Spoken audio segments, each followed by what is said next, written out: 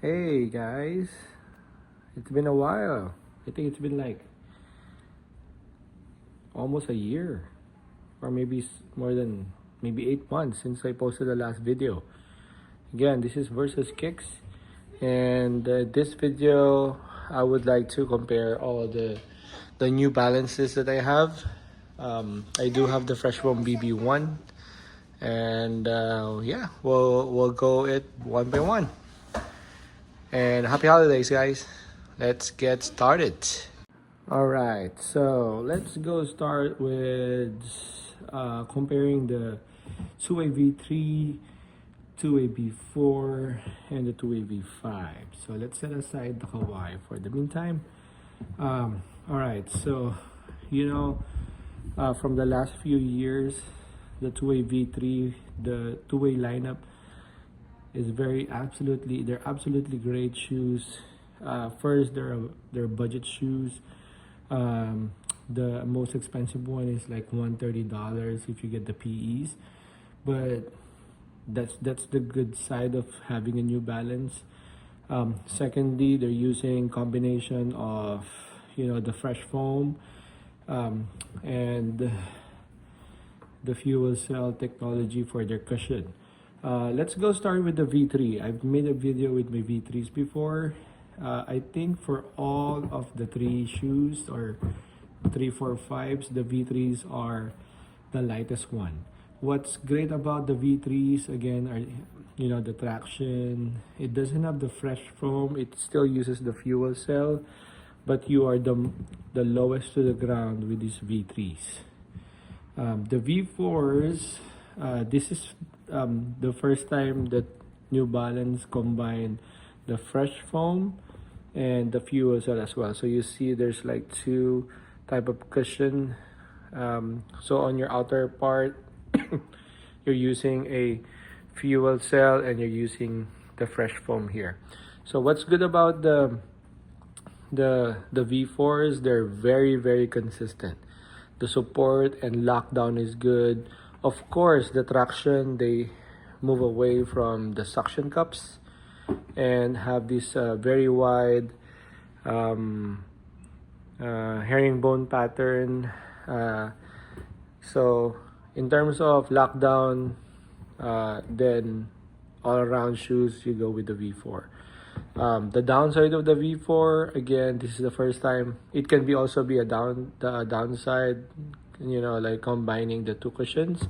Is you're a little higher on the ground. I believe when Jamal Murray was asked, he still wanted to play on the V4s. Now, the latest are the 2A V5s. The 2A V5s, they're pretty consistent. They went back to that suction circle curvy outsole, which is very nice. These shoes, to be honest, when I start playing on it, it felt like so thin on the forefoot. So I started using a Game Day. So as you can see, I'm using a Game Day Pro. I just got the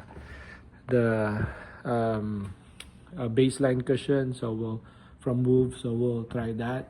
But after I put this midsole here, or I mean the insoles, the Game Days, it beat all the three of them, including the Kawhi. So if I were to choose, I'll go with the V5, just because the V5, it's absolutely incredible to wear, very comfortable, a little wider on the forefoot, so that's the advantage for you guys who have wider feet. As you can see, the V4 is the most pointed one, the most narrow one. You have the outrigger part here, the V3s. The widest is the V5s. So ever since I had that heel pain, the V5s kind of helped me with my heel pain. Again, this is a combination of the fresh foam and fuel cell. So you'll see here in this part of the cushion is the fresh foam, and then this part is fuel cell. So other than that, this is a perfect shoe for me. This is only my own opinion. So I've played since the V1, the V2s, the V3, the V4, V5. Sold my V2s. V2s very low to the ground, very light, but not enough support. Then here came the V3s again, low to the ground, fuel cell, very light and bouncy. Again, the V4s, all around shoe support is good. The highest of all the three. Cushion is a little high, but again, the combination of the both the fresh foam and the fuel cell is really great. And again, the V5 very consistent. Very nimble, as what other reviewers said. Cushion is great and light shoe. I know some of you guys, most of the reviewers, they also one of their top shoes with New Balance is Kawhi. Actually, Kawhi, to be honest, is a really great shoes. Very underrated shoes. The only difference with the Kawhi lineup comparing to the the 2A V2s, 3, 4s, 5s, again, it has very narrow. It lacks this outrigger part. The cushioning system is absolutely great. Oops. And you know what? To be honest, the energy arc here that supports to your midfoot, it's actually great. On how they embed that energy arc in this fuel cell. And as I press the cushion fuel cell, it's a lot softer than the fuel cells of the two-way lineup. So maybe they're using less dense material, but it's actually softer. When I play with the Kawhi, it's very supportive. One advantage of the Kawhi comparing to the V lineups, the two-way V lineups, is its tongue. Very supportive, very comfortable. I don't need to use any move insoles here. So these past few months and weeks, since I had my plantaris tendon tear, I start playing with New Balance just because I'm aging. I like the cushion, number one, the traction, the support, and how light they are.